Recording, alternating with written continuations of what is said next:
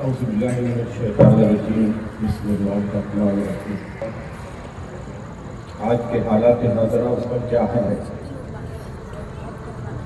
اس وقت ہندوستان کے اندر 110 کروڑ لوگ جو ہمارے خونی رشتے کے بھائی ہیں جہنم کے بارڈر پہ کھڑے ہیں۔ میں آپ لوگوں سے ایک ہی سوال کرتا ہوں کہ ان تک ہم نہیں تو پھر اب کون پہنچے گا؟ تو آپ کے میرے اپنے بھائی نہیں ہیں۔ معاف کرنا، ہم نے ان بھائیوں کو 50 سال کے اندر اذان کا میننگ بھی سمجھا کر نہیں بتا سکتے۔ کتنے لوگ ہم سے سوال کرتے ہیں کہ تم اذان میں بار بار اکبر بادشاہ کا نام کیوں لیتے ہیں؟ اگر کاش ہم ان بھائیوں کو 50 سال کے اندر اذان کا میننگ بھی سمجھا کے بتاتے تو معاف کرنا، یہ بابری مسجد شہید نہیں کرتے۔ اور بھائی جا کے ان کو اتنا بولتے یہ تمہارے لیے خدا کی مرضی چاہے، معاف کرنا اس کی حفاظت کرتے، لیکن معاف کرنا 50 سال کے اندر بھی ہم نے ان بھائیوں کو کبھی اذان کا میننگ ہی نہیں بتایا کہ اذان کا میننگ کیا ہوتا ہے۔ گورنمنٹ کا ریشو نکالا گیا کہ 24 گھنٹے کے اندر 1,54,000 کلو پیش پورے ورلڈ میں موت ہو رہی ہے۔ 30% ایمان والے ہیں اور 70% ہمارے برادر وطن، ہمارے خونی رشتے کے بھائی ہیں۔ اگر ایک بستی 2,000 لوگوں کی ہے تو معاف کرنا ہم روزانہ 72 بستیاں کو آگ لگا رہے ہیں۔ میں آپ لوگوں کو پوچھتا ہوں کہ اللہ کی مدد مظلوم کے ساتھ میں آتی کہ ظالم کے ساتھ میں آتی ہے؟ اللہ ہماری دعائیں کیوں نہیں سن رہا؟ کیونکہ ہم نے 80% مدد کو خالی چھوڑا ہے جو ہمارے خونی رشتے کے بھائی ہیں۔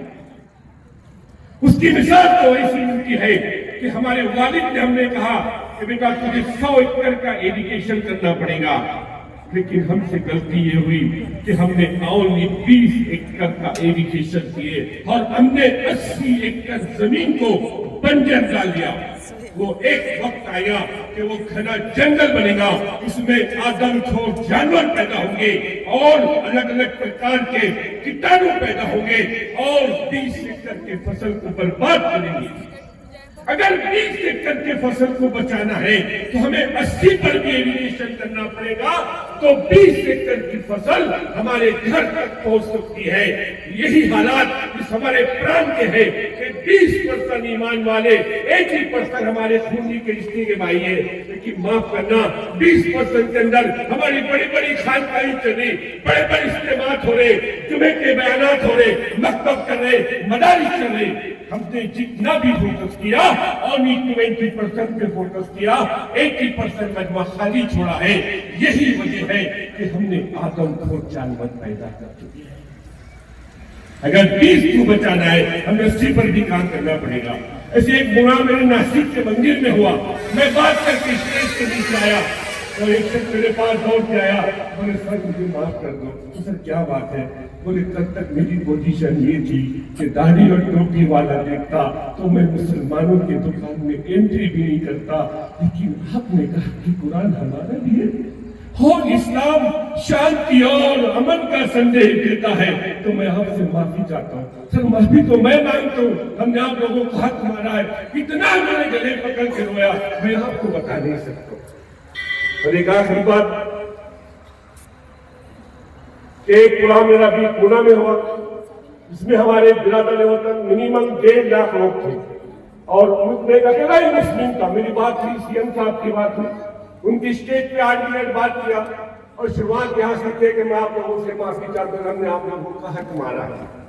مجھے کہا کہ قرآن کرم کے اندر 6,666 شلوک ہیں، جس میں سے اور 553 صرف مسلمانوں کے احکامات کے لیے ہے، باقی 6,113 ہے سارے مانو کے سارے کلیان کے لیے۔ میں آپ کو نہیں بتا، آپ سے معافی چاہتا ہوں۔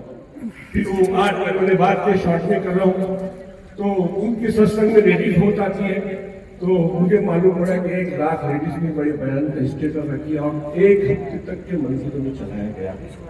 ایک ایسی محبت بھری قوم ہے जो 33 करोड़ को मान सकते हैं, अल्लाह उसके रसूल के बात को क्यों नहीं मानेंगे? और एक आखिरी दरखास्त है, इस वक्त हमारे बिरादर वतन को हमें मस्जिद का ताल्लुक कराना पड़ेगा, उन्हें मस्जिद में बुलाना पड़ेगा। हमारे बहुत सारे कार्यक्रम होते हैं मस्जिद परिचय के। आप लोगों से भी दरखास्त है कि बिरादर वतन को मस्जिद में बुलाइए।